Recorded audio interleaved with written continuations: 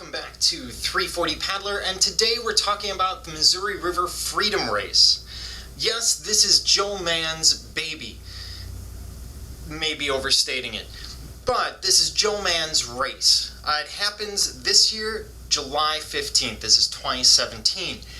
And the beauty of this race, and the reason all of you should sign up for it, and I'm serious, if you don't do any other race before the 340, this is the race to do, is because it is perfect timing, it is perfectly set up. Joe Mann, as usual, has done a phenomenal job.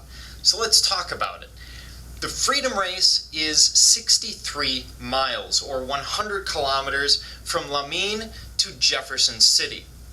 So it covers the course in the middle of the race, really from just above Catfish Katie's down to Jefferson City. And this is a great chance to see the river. Joe always schedules this race 3 weeks prior to the 340. It's a great shakedown cruise. What's going to work? What's not? Is your boat stable enough? Is your food going to work? Are you carrying too much or too little? What sort of temperatures are you going to have to deal with? Are you prepared for the hot weather? All of these are questions you can answer during this race. It's also important for pacing. At least that's one of the reasons I do Missouri Freedom, driving from Wisconsin down to Missouri to do it.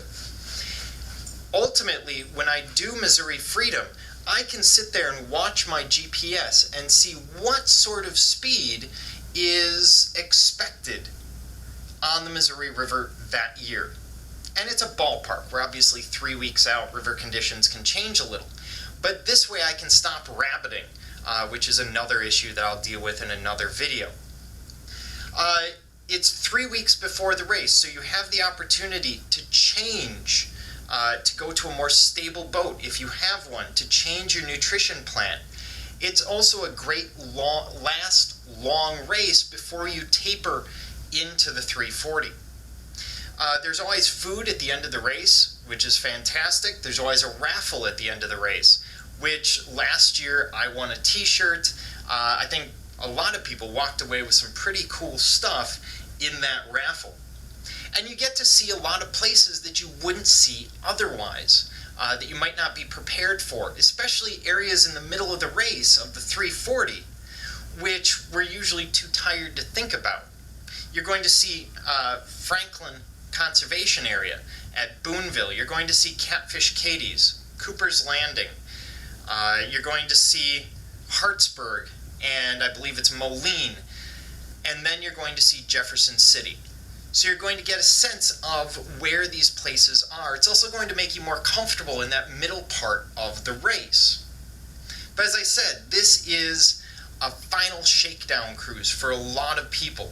I think there were about 150 entrants last year, 150 boats, and it's a great time. There's no shuttle, but if you post online, either through the Facebook group for the 340 or through River Miles, you can always find a ride back and forth from start to finish. It's definitely, if you're going to do any race this year before the 340, this is the one to do. And if you're within 8 hours drive of Missouri, I definitely recommend that you do it, especially if you're a rookie. You're going to get a lot of information from this race. This is 340 Paddler, reminding you to keep your paddle in the water.